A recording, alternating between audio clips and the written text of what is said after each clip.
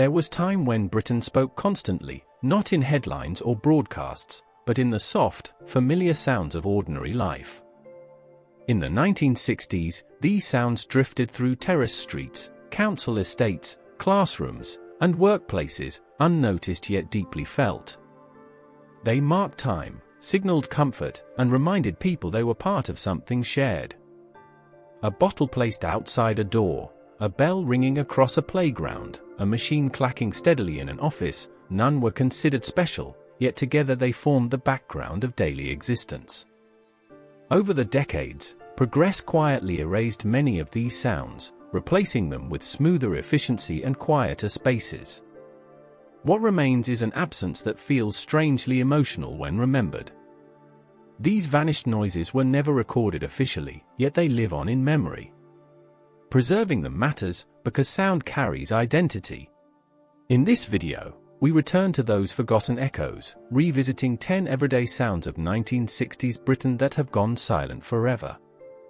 Number 1. Milk bottles clinking on doorsteps were among the earliest sounds of the British morning.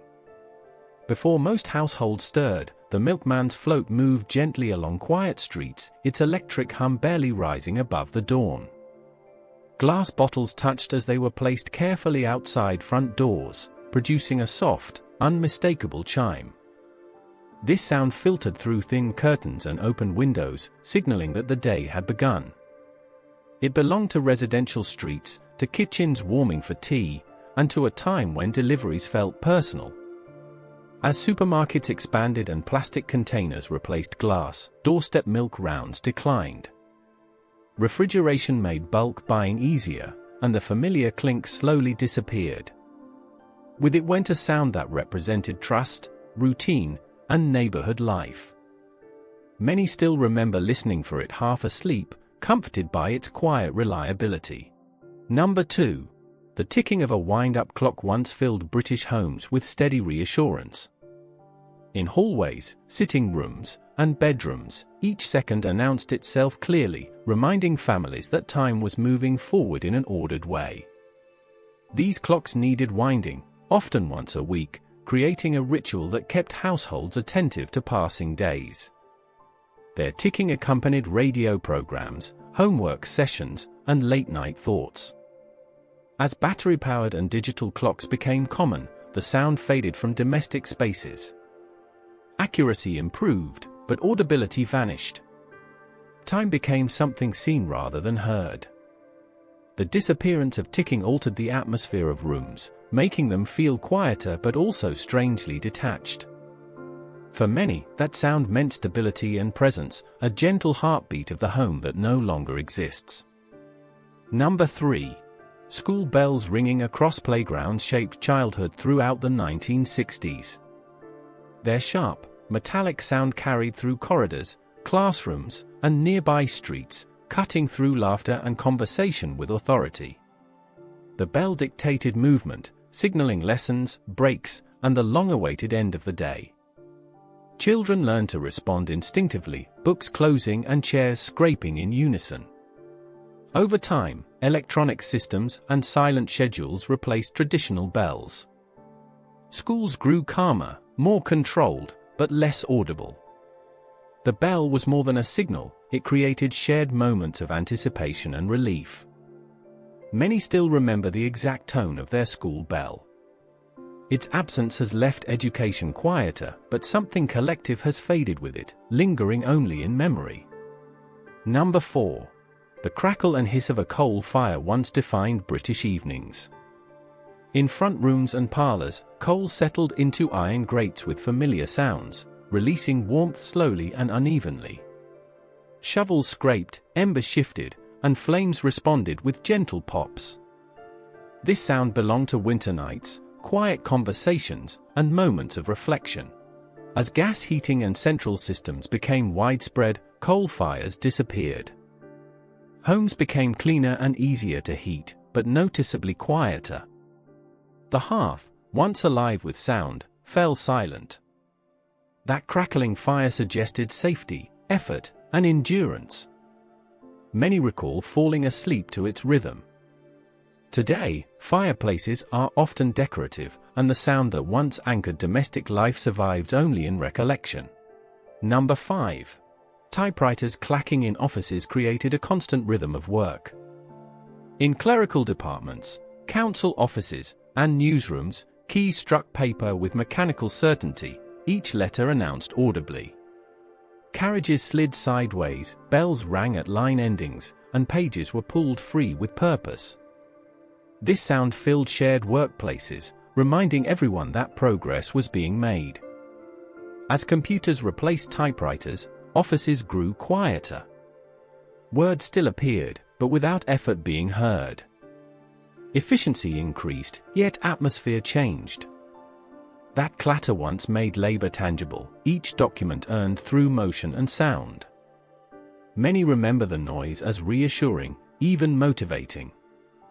Now, typing happens in near silence, and the music of working life has faded into memory. Number 6. The whir of film projectors echoed through school halls and community centers. As reels turned, machinery hummed steadily, and light flickered across screens.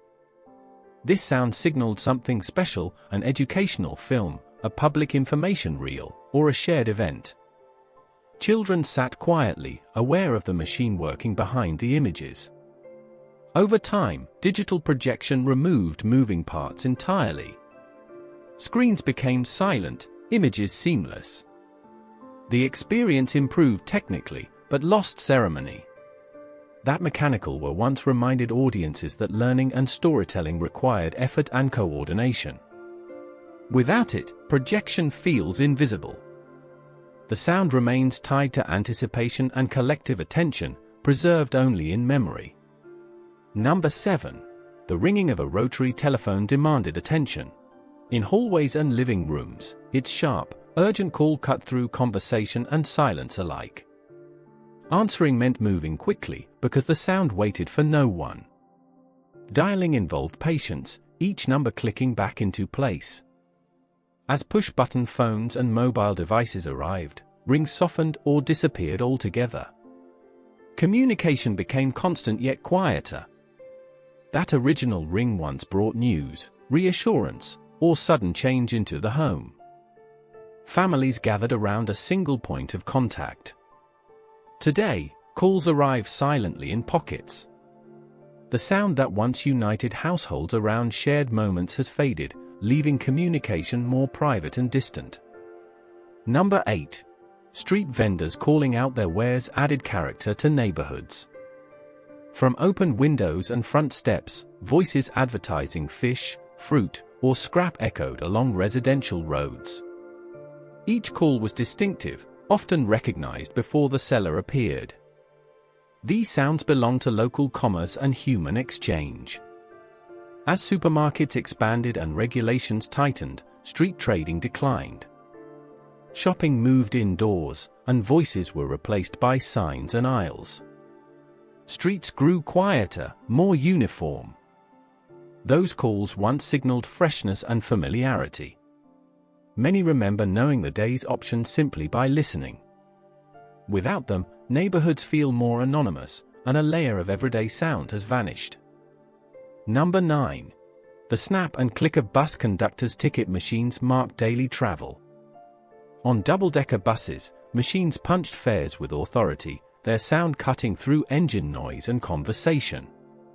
Conductors moved confidently, calling stops and managing crowds. This sound belonged to shared journeys and urban rhythm.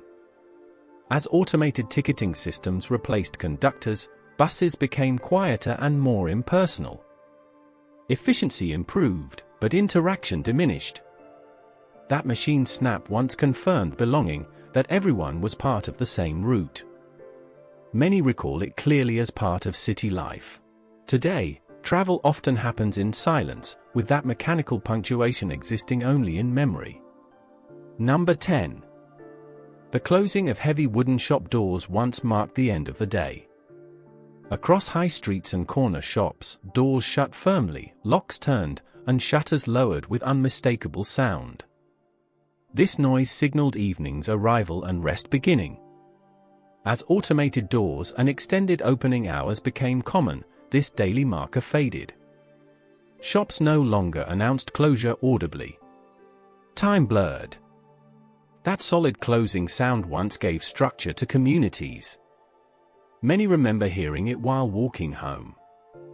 Its absence makes days feel less defined. The door no longer speaks. The end of day arrives quietly, leaving behind only the memory of shared rhythm. Today, these sounds survive only in memory, replaced by quieter, more efficient alternatives. Modern Britain functions smoothly, yet often without the audible markers that once shaped everyday life. Their absence subtly changes how streets, homes, and workplaces feel, creating silence where familiarity once lived. Remembering these sounds is not about resisting progress, but about acknowledging connection. They were heard together, understood instinctively, and rarely questioned. If this journey stirred something familiar, take a moment to quietly acknowledge it. You may wish to leave a like if these memories mattered to you, share a comment about the sound you remember most, or subscribe to Britain Rewind to stay connected to Britain's forgotten everyday history. In doing so, these small echoes continue to live on.